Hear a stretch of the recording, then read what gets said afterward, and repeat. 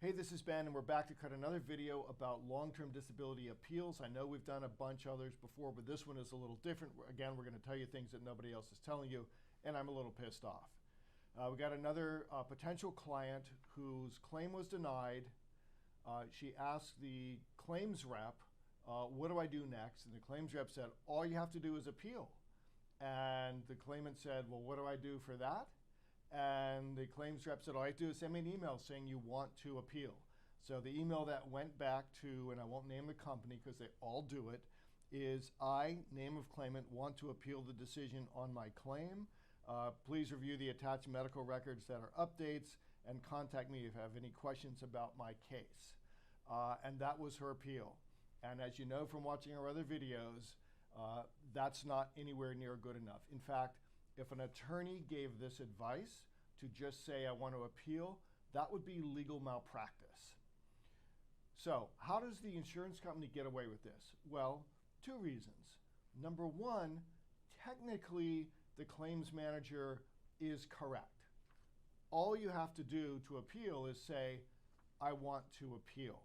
That's like the minimum amount of work to do. It takes your case to the next level. That's the minimum. The second reason they get away with it is that they're not your lawyers. They're on the other team. Their job is to deny claims.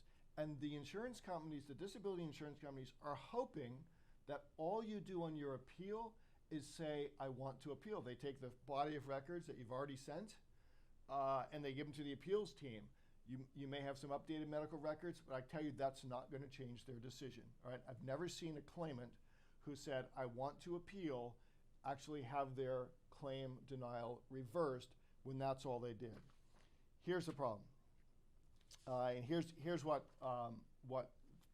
many plans use this exact language, and it's this. In your appeal, you must raise all issues and grounds for appealing a claim denial at every stage of the appeal, or they will be deemed permanently waived. What does that mean?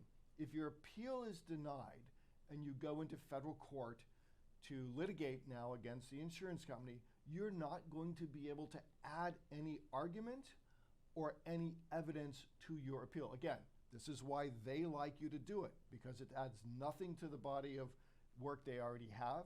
It's not going to change their decision, and they're hoping you don't find a lawyer. Here's a case we have from a couple of years ago. It's called Hooper. It was a medical benefits case, but it's an ERISA case. The same rules apply. Hooper provided all of his medical records. Then his lawyers in the litigation wanted to add an argument about CPT codes.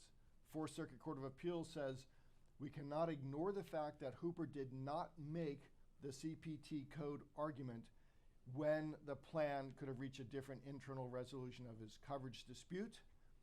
And even though that might have helped him win his case, we're not going to allow him to make the argument now. Again, in that case, I'm sure United Healthcare, the defendant, was really happy that Hooper didn't do anything substantive in his appeal. Here's a recent, so I'm going to give you a federal court judge recently here in Northern Virginia said exactly this. Now, this is a case that we're handling, and the claimant, same thing. She appealed her claim on her own. In the arguments before the court, of course, now we get involved and we're trying to do everything we can to help the claimant win her case. And Judge Claude Hilton, in an open court hearing and a transcript, said, he said to me, to Mr. Glass, it seems to me that what you're telling me is that it was the duty of Aetna was on the other side, to raise this, again, one of the issues.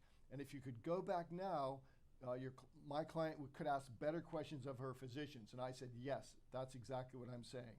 Or she could, and the judge says, Judge Hilton says, or she could get better evidence together. I'm sure that's true. And then he says this, she should have had counsel at the start of the appeal time in order to do her appeal. And I said to him, I'm going to quote you on that, Judge. And he says, that would have been helpful, wouldn't it? And I said, yes, 100%. So here's the point. There's a lot of videos on YouTube about appeals. Make sure that you're not looking at the Social Security appeals. This is different. These are ERISA group long-term disability appeals. I've written a great book on this. Don't try this at home. And if you need more information about getting your appeal done, we're happy to help you. But if all you do is say, I appeal, please review my case, you are going to lose, and you are going to make it much harder for your lawyers to win the case in litigation.